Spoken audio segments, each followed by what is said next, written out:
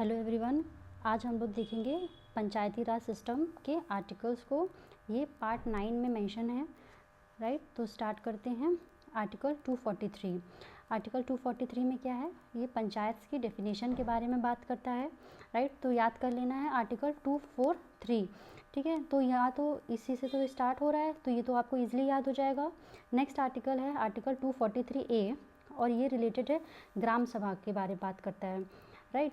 तो ए जो है आपको याद कर लेना, फर्स्ट है, यानी कि आर्टिकल ए है जो वो है ग्राम सभा से संबंधित।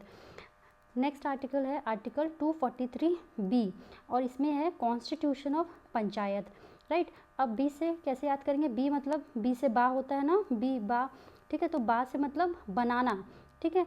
तो बनाना यानी कि कॉन्स्टिट्यूट करना है, राइट। तो इसको आप ऐसे रिलेट कर दीजिए कि बी से बनाना यानी किसी चीज़ को कॉन्स्टिट्यूट करना या गठित करना, राइट।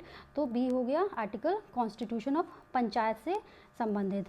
नेक्स्ट आर्टिकल देखते हैं, आर्टिकल 243C। सी से हो गया कॉम्पोजिशन ऑफ पंचायत। तो ये तो बहुत इजी है, सी से कॉम्पोजिशन, और आर्टिकल भी 243C है। नेक्स्ट देखते हैं आर्टिकल 243D, ये है रिजर्वेशन ऑफ सीट्स, राइट। तो सीट्स का रिजर्वेशन किस प्रकार से होगा, ये आर्टिकल 243D में दिया है। तो आप डी से मैंने बनाया है कि डेस्क होता है, डेस्क यानी सीट, राइट। तो डेस्क बोलिए या सीट बोलिए, तो डी से डेस्क और डी से वो हो गया सीट से संबंधित। तो आप उसको ऐसे रिलेट करके याद कर लीजिए। नेक्स्ट आर्टिकल है आर्टिकल 243E। तो ई के लिए मैंने क्या बनाया? टाइम में क्या आता है? ई आता है लास्ट में, तो इससे आप इसको पकड़ सकते हैं कि ये 243E जो है वो ड्यूरेशन ऑफ पंचायत से संबंधित है, राइट। ड्यूरेशन यानी कि time, right. Next is 243F यानी कि डिस्क्वालिफिकेशन ऑफ मेंबर्स से संबंधित है। ये आर्टिकल 243F किससे संबंधित है? Disqualification of members. तो कैसे याद करेंगे? F मतलब फ्री होना, यानी कि किसी को फ्री कर देना, ठीक है। तो उसको डिस्क्वालीफाई कर देना, इस तरीके से आप 243F को याद कर लीजिए। Next is article 243G। अब जी में मैंने क्या याद किया? जी फॉर गर्ल, राइट। तो गर्ल, आजकल हम लोग क्या बात करते हैं कि लड़कियों को पावरफुल बनाना है, उनको अथॉरिटीज़ देनी है और उनको ज़्यादा रिस्पॉन्सिबिलिटीज़ देनी है। तो ये किससे संबंधित हो गया? 243G, power, authority and responsibility of panchayat, right. तो जी से गर्ल, और उसी को हमें क्या देना है? Powers, authority and responsibility. ये सारे निमोनिक्स हैं आपको जस्ट याद कराने के लिए, राइट। नेक्स्ट देखते हैं 243H। एच से मैंने क्या बनाया? होम, और उसका क्या होता है? टैक्स। आप होम टैक्स देखते हैं ना, मतलब होम टैक्स आप लोग देते हैं, तो उसी तरीके से ये है power to impose taxes by panchayat. तो पंचायत के पास जो पावर्स दी गई हैं कि वो कौन कौन से टैक्स इम्पोज कर सकते हैं, वो आर्टिकल 243H में दिए हैं। तो एच से आपने याद कर लिया होम, और होम का टैक्स देते हैं हम लोग, तो ये टैक्सेस हो गया, राइट। नेक्स्ट इज 243I यानी कि इनकम यानी कि पैसा।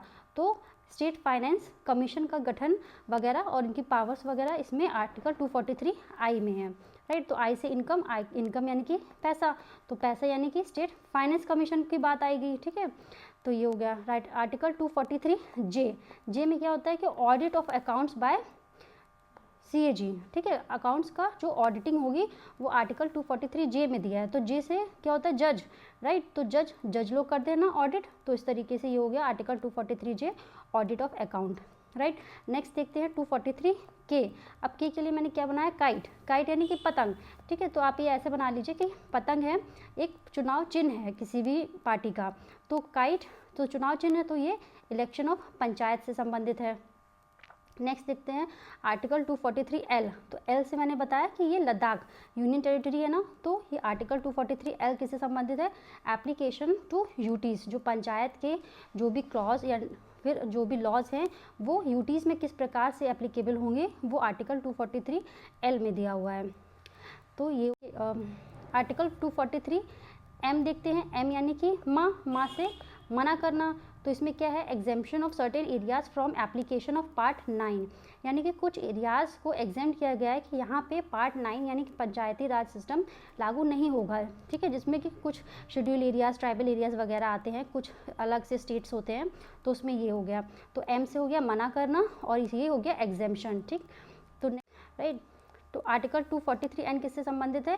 Continuance of existing laws and panchayat. वैसे ये बिल्कुल भी इंपॉर्टेंट नहीं है, ठीक है, तो आप इसको छोड़ सकते हैं। Next is article 243O। ओ यानी कि ओ से मैंने बनाया कि ऑब्जेक्ट माय लॉर्ड, मूवीज़ में बोलते हैं ना ऑब्जेक्ट माय लॉर्ड, यानी कि मुझे ऑब्जेक्शन है। तो इसमें क्या है कि power to interfere by courts in electoral matters, right. तो कोई भी जो भी इलेक्टोरल मैटर होगा इलेक्शन से संबंधित, उसमें जो कोर्ट्स होंगी वो किसी तरीके से इंटरफेयर नहीं कर सकती हैं। इस पर बार लगाया गया है, बैन लगाया गया, ठीक है। तो ऑब्जेक्ट किया गया, ठीक है, ऑब्जेक्ट माय लॉर्ड, ओ से ऑब्जेक्ट माय लॉर्ड, राइट। तो इस तरीके से ये हमारे पंचायती राज सिस्टम्स के जो भी आर्टिकल्स थे वो निमोनिक्स के थ्रू आपको करा दिए गए। अगर आप चाहते हैं कि हम म्यूनिसिपैलिटीज़ के लिए भी ऐसे ही निमोनिक्स के थ्रू आपको करवाएं तो प्लीज़ कमेंट करिएगा, शेयर करिए, लाइक करिए एंड सब्सक्राइब करिए। Thank you so much.